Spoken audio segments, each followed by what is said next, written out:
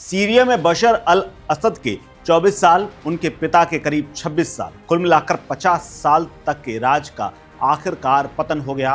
50 साल से चली आ रही उस परिवार की सत्ता बेदखल इस कदर हुई कि अब उनके भाई तक को फांसी जैसी सजा दे दी गई है और भीड़ के सामने लटका दिया गया। बशर अल असद अपनी पहचान छुपा करके भाग गए हैं।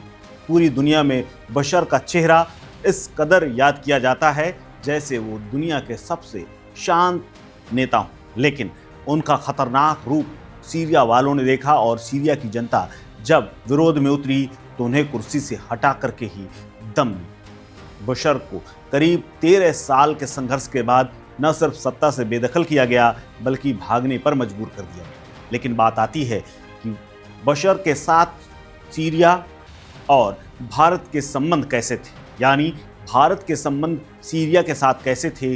तो इस पर अगर बात की जाए तो इतने दोनों देशों के बीच में रिश्ते मजबूत थे कि साल 2008 में असद ने भारत का दौरा किया था, जबकि इससे पहले प्रधानमंत्री रहे तत्कालीन अटल बिहारी वाजपेयी ने सीरिया जाकर के वहाँ के लोगों की मदद की थी। दोनों देशों के रिश्तों की नींव करीब 70 साल पहले रखी गई थी और इसीलिए सीरिया की राजधानी दमिश्क में आज भी पंडित नेहरू के नाम की सड़क है।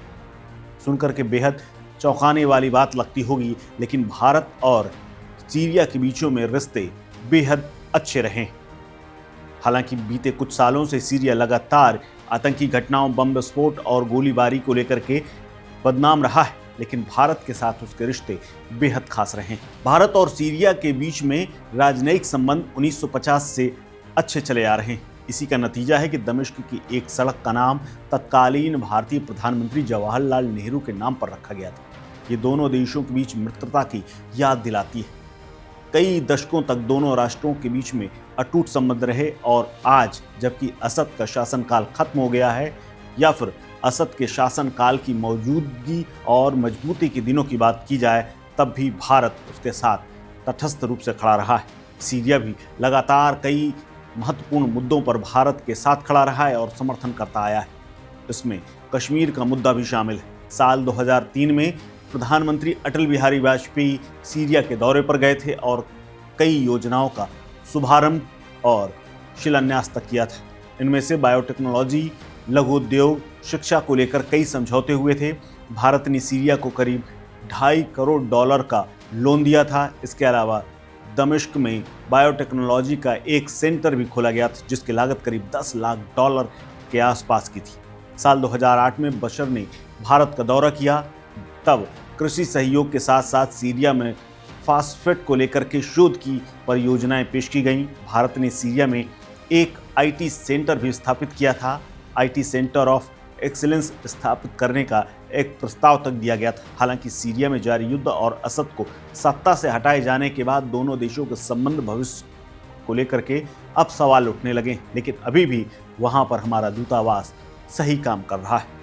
भारत ने सीरियाई नेतृत्व वाले समाधान की वकालत की है और देश की संप्रभुता और क्षेत्रीय अखंडता पर जोर देते हुए तटस्थ रुख अपनाए रखा है। भारत इससे पहले गोलन हाइट्स पर सीरिया के दावे का समर्थन कर चुका है।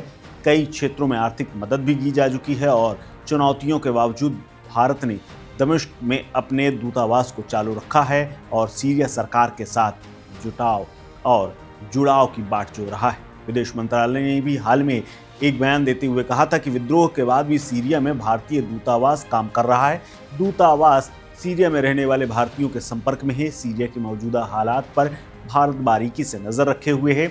सीरिया में असद की सरकार के पतन के बाद भारतीय विदेश मंत्रालय ने स्पष्ट कहा था कि सीरिया के मौजूदा घटनाक्रम को लेकर के हम गंभीर हैं। हम सभी पक्षों से सीरिया में एकता, संप्रभुता, क्षेत्रीय और शांति बनाए रखने की दिशा में काम करने की ज़रूरत पर सहयोग दे रहे हैं। हम सीरियाई के सभी वर्गों के हितों और आकांक्षाओं का सम्मान करते हैं। शांतिपूर्वक और समावेशी नेतृत्व वाली राजनीतिक प्रक्रिया की हम वकालत करते हैं, यानी किसी प्रकार की हिंसा ना हो और बहुत ही शांति के साथ अगर सत्ता का हस्तांतरण से लेकर के अन्य मुद्दे जितने भी हैं उसमें समन्वय बैठा करके काम होना चाहिए। यानी भारत का रुख अभी भी वैसा ही है जैसा असद और उनके पिता के रहने के दौरान हुआ करता था।